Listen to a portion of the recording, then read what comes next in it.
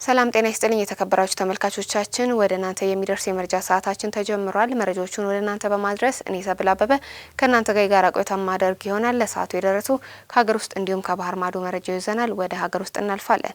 በአይደር ኮምፕሬሄንሲቭ ስፔሻላይዝድ ሆስፒታል በየቀኑ ከ10 እስከ 15 የሚሆኑ አዳዲስ የካንሰር ታካሚዎች እንደሚመጡ ተነገረ።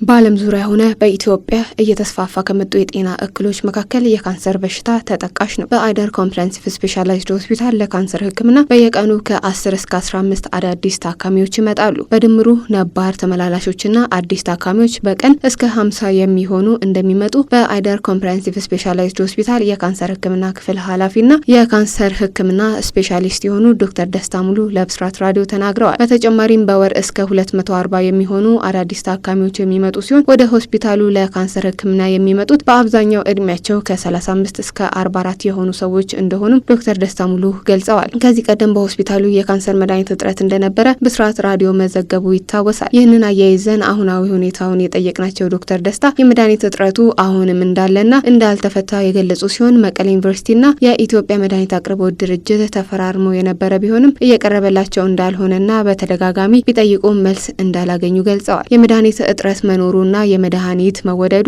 አብዛኛውን ታካሚ ህክምና እንዳይጀምሩና ቢጀምሩም በመካከል እንዲያቆሙ አስገዳጅ እንዳደረገው ገልጸው ይህም ታካሚዎች ለሞት እየዳረገ እንደሆነ አክለዋል። እንደ ትግራይ ክልል 2 የካንሰር ህክምና ስፔሻሊስት ብቻ ያሉ ሲሆን ያንን እንደ ተግዳሮት የገለጹት ኃላፊው በተጨማሪም ለጨረር ህክምና ህንጻ እየተሰራ ቢሆንም ስላላለቀ ታካሚዎች እየተንገላቱ እንደሆነና የጨረር ህክምና ማግኘት እንዳልቻሉ ገልጸው የጨረር ህክምና ይጀምራል ብለው እንደሚያስቡ ዶክተር ደስታ ሙሉ ከጣቢያችን ጋር በነበራቸው ቆይታ ወቅት ገልጸዋል። በጅቦች ተነክሶ ከባድ ጉዳት የደረሰበት ታዳጊ በህክምና ሲረዳ ቆይቶ ህይወቱ አለፈ።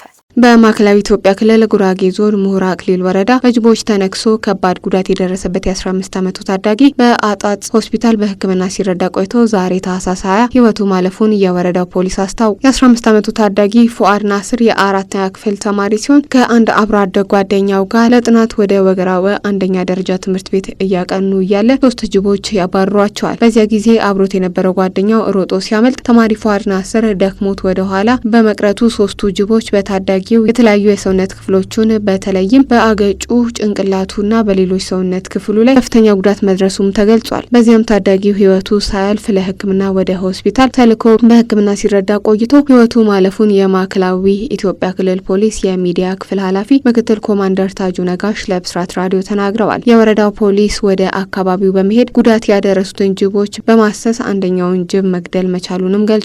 ወላጆች ልጆቻቸው ከቤት የሚወጡበትም በሚላኩበት ሰዓት ቅድመ ጥንቃቄ ሊያደርጉ ይገባል ሲሉ ምክትል ኮማንደር ታጁ ነጋሽ ለብስራት ራዲዮ መናገራቸውን የሳምራዊ ስዩም ዘገባ ያመላክታል። የኢትዮጵያ ወጣት ወንዶች ክርስቲያን ማህበር ወወክማ በሰጠው ነጻ የትምህርት እድል 121 ተማሪዎችን አስመረቀ። የኢትዮጵያ ወጣት ወንዶች የክርስቲያን ማህበር አዲስ አበባ ቅርንጫፍ ከ2017 ዓመት ጀምሮ በጸጉር ስራ፣ በግራፊክስ ዲዛይን፣ በፋሽን ዲዛይንና በምግብ ዝግጅት ሲሰለጥኑ የነበሩ 10ኛ ዙር ተማሪዎችን አስመርቋል። ለ6 ወራት የሚቆይ ስልጠና የተሰጠ ሲሆን በዚያም 121 ተማሪዎች ተመርቀው ለ1 ወር ተግባራዊ ልምምድ ስልጠና እንደተሰጣቸው የአዲስ አበባ ወወክማ የህጻናትና የወጣቶች እድገት ማዕከል አዲስ አበባ ቅርንጫፍ ስራ አስኪያጅ አቶ ተስፋጽዮን ለብስራት ራዲዮ ተናግረዋል። ተማሪዎቹ በተግባር የተማሩት ትምህርት በማጠናቀቃቸውና የብቃት ማረጋገጫ ሲኦሲ ፈተና እንዲወስዱ ለማበረታታት የምስክር ወረቀት የሚሰጣቸው ሲሆን ከስልጠና በኋላ የት እንዳሉና ምን እየሰሩ እንደሆነ ለማወቅ የክትትል ስራም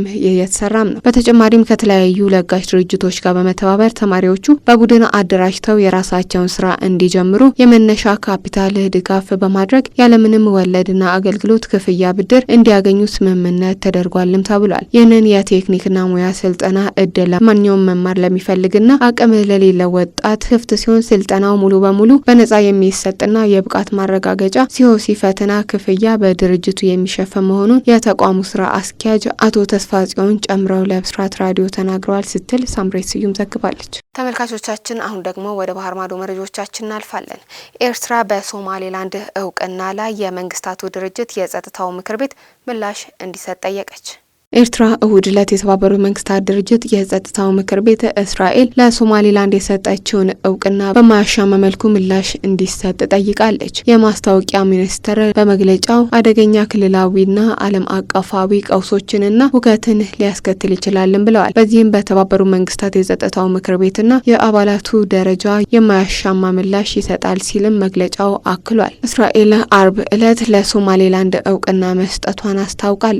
ይህንንም ሶማሊያ ሌሎችም ሀገራት እንዲሁም ከአፍሪካ ህብረት ትችትም ፈጥሯል። ሶማሌላንድ በ1991 ከሶማሊያ ተገንጥላ የወጣች ሲሆን ይህ እርምጃ በሞቃዲሾ ሆነ በዓለም አቀፍ ማህበረሰብ ዘንድ ተቀባይነትን አላገኘም። ኤርትራና ሶማሊያ ከአመታት ጠላትነት በኋላ እንደ አውሮፓውያን አቆጣጠር በ2018 ዲፕሎማሲያዊ ግንኙነታቸውን ወደ ነበሩበት የመለሱ ሲሆን ከዚያን ጊዜ ጀምሮ በጸጥታውና በቀጠናው ውህደት ላይ ያላቸውን ትብብር አጠናክሯል። የጸጥታው ምክር ቤት ሰኞ አስቸኳይ ስብሰባ ላይ እስራኤል ለሶማሌላንድ ስለሰጠችው እውቅና ይወያያል ተብሎም ይጠበቃል። የደቡብ ኮሪያ የቀድሞ ቀዳማዊት እመቤት ጉቦ በመቀበል በመንግስት ስራ ጣልቃ በመግባት ተከሰሰች። በደቡብ ኮሪያ የሚገኙ ልዩ አቃቢ ሕግ የቀድሞውን ፕሬዝዳንት ዩን ሱክ ዩልን ባለቤት ውድ እቃዎችንና ገንዘብን ለማግኘት በመንግስት ስራዎች ጣልቃ ገብታለች ሲልም ከሰዋል። አቃቢ ሕግ ሚን ጁንግ ኪ ሰኞ ላይ በሰጡት አስተያየት የቀድሞ ፕሬዝዳንት ዩን አጭር የማርሻል ሕግና ሌሎችም በአንድ ወቅት ጠንካራ ከነበሩ ጥንዶች ጋር በተያያዙ ቅሌቶች ላይ የ1 ዓመት ምርመራ ከተጠናቀቀ ከ1 ቀን በኋላ ተናግረዋል። አቃቢ ሕግም በዚህ ወር መጀመሪያ ላይ በቀድሞ ቀዳማዊት እመቤት ኪም ኪዮን ሂ በእስር ላይ የሚገኙትን በሌሎች ክሶች ጉቦ ተቀብለዋል በሚል ክስ 15 ዓመት እንድትቀጣም ተጠይቋል። ኪም ምንም አይነት ጥፋት እንዳልሰራች ተናግራለች። በኪም ላይ የስር ፍርድ ቤት ውሳኔ በጥር 28 ይሰጣል ተብሎም ይጠበቃል። ሚን ኪም ገንዘብና ውድ እቃዎችን ለመቀበል የፕሬዝዳንቱን የትዳር ጓደኝነት በልዩ ሁኔታ ተጠቅማለች። እናም በተለያዩ ሰራተኞች ሹመቶች እና እጩዎች ላይ በሰፊው ተሳትፋለች ሲልም አቃቤ ሕግ አክሏል። የደቡብ ኮሪያ ተቋማት በኪም ስልጣንን አላግባብ በመጠቀም ጉዳት አድርሶባቸዋል ብሏል። በደቡብ ኮሪያ ተቋማት በኪም ስልጣንን አላግባብ በመጠቀም ጉዳት ደርሶባቸዋል ብሏል። የኪም ጠበቆች ግን የአቃቤ ሕግ ግኝቶችን አጣጥለውታል። ጠበቆቹ ሰኞ ዕለት በሰጡት መግለጫ ምርመራዎች እያለቁም በመጨረሻም ግን በፍርድ ቤት ማስረጃዎች ይጠናቀቃልን ብለዋል። መረጃዎች እንዳይጋነኑ ወይንም ወደ ፖለቲካ እንዳይዛቡ የስርዓታዊ ህጋዊነትና የመከላከያ መብት ሙሉ በሙሉ እንዲረጋገጡ እንደሚሰሩም ተናግረዋል። ተመልካቾቻችን እስካሁን ስትከታተሉት የነበረው ከተወዳጁ ጣቢያችን ብስራት ዩቲዩብ ቻናል ወደ እናንተ ሲደርስ የነበረው የመረጃ ሰዓታችንን ነው። መረጃዎቹን ወደ እናንተ በማድረስ እኔ ሰብል አበበ ከእናንተ ጋር ቆይታ አድርጌ ነበር። መልካም ቆይታ።